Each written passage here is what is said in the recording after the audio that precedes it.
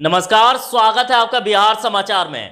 तो समस्याओं की खबर तो बहुत सुना दी, आज कुछ समाधान की भी बात कर लेते हैं। आज आप सभी बिहार वासियों के साथ विद्यार्थियों के लिए सरकार की क्या योजनाएं हैं, सरकार द्वारा क्या घोषणाएं की गई है, आपको इस वीडियो में देखने को मिलेगी। तो आगे बात करने से पहले आपसे अनुरोध है, कृपया वीडियो को एक लाइक अवश्य कर दीजिएगा।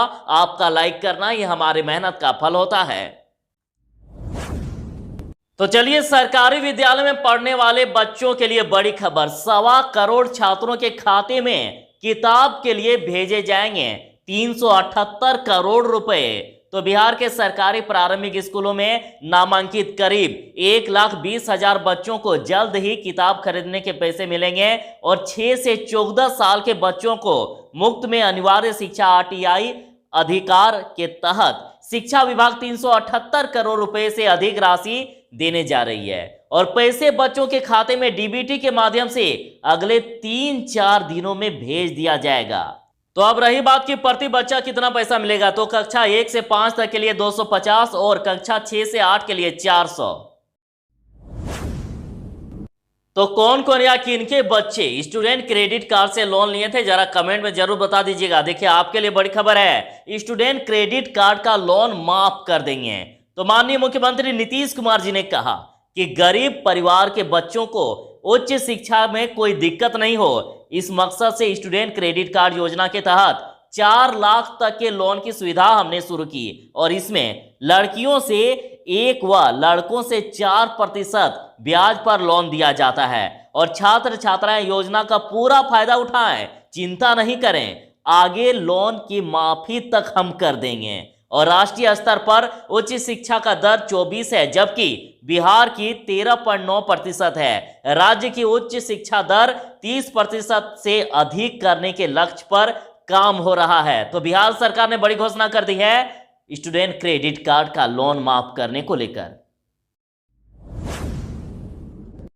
तो इसी बीच बिहार वालों के लिए और एक बड़ी खबर कि छतों पर सोलर पैनल लगाने के लिए फिर से आवेदन लिया जा रहा है। देखिए, घरों की छतों पर सोलर पैनल लगाने के लिए बिजली कंपनी फिर से आवेदन लेगी और पहले चरण में बिहार में लोगों के उत्साह को देखते हुए कंपनी ने यह निर्णय फिर से लिया है और फिलहाल कंपनी पहले चरण में आए 2754 आवेदकों के घरों में सोलर पैनल लगाएगी। इसके बाद दूसरे चरण में आवेदन लेने का काम शुरू कर दिया जाएगा। बिजली कंपनी के अधिकारी ने बताया कि कोरोना काल में ही कंपनी ने घरों की छतों पर सोलर पैनल लगाने के लिए ऑनलाइन आवेदन मांगा था। तो जिनको भी अपने घरों के छतों में सोलर पैनल लगाना है, जरा अपने जिले का नाम जरूर ही बता दीजिएगा ताकि वहां की जानकारी आपके लिए ला पाऊं।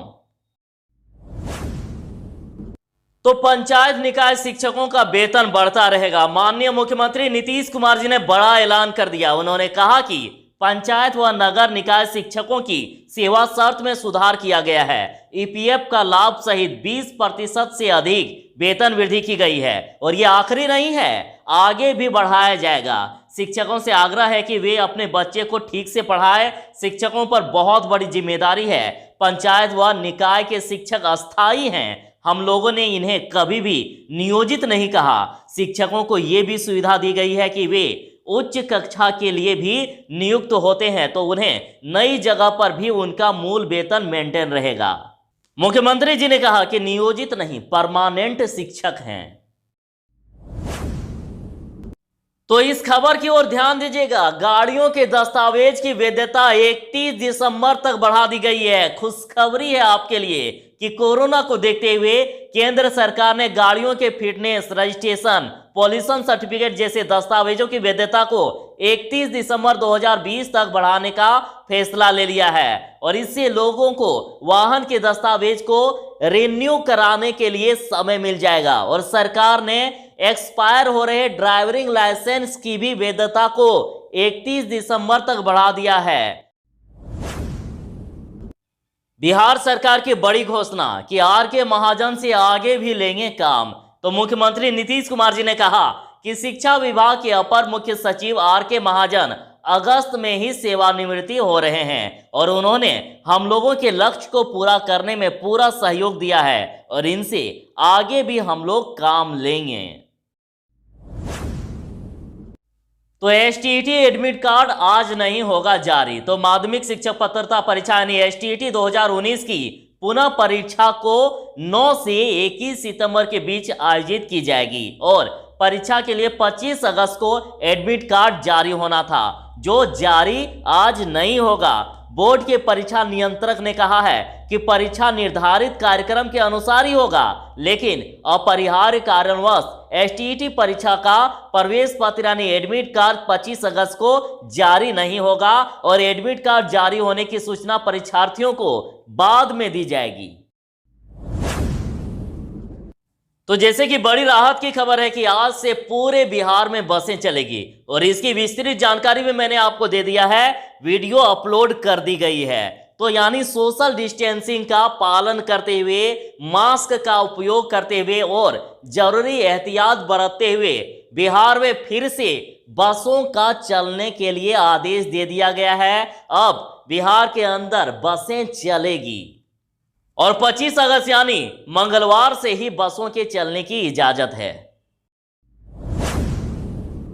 तो फ्लाइट के चलने को लेकर बड़ी खबर आ रही है। 25 अक्टूबर से दरभंगा से विमान सेवा। तो दरभंगा एयरपोर्ट से देश के 3 बड़े शहरों के लिए 25 अक्टूबर से विमान सेवा शुरू हो सकती है। स्पाइस जेट को दरभंगा एयरपोर्ट से मुंबई, बेंगलुरु और दिल्ली रूट पर रीजनल कनेक्टिविटी स्कीम के तहत विमान सेवाएं शुरू करने की इजाजत दी गई है।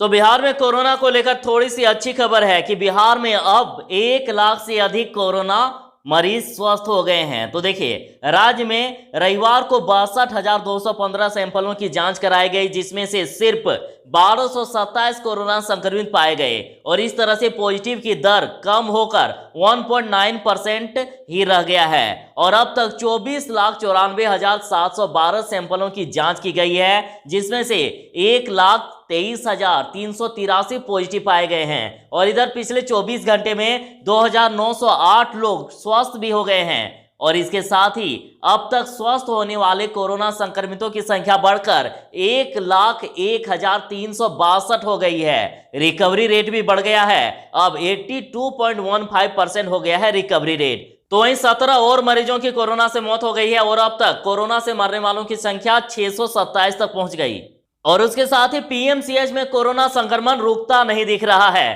ताजा मामले में सोमवार को यहां पर 2 डॉक्टर कोरोना पॉजिटिव पाए गए।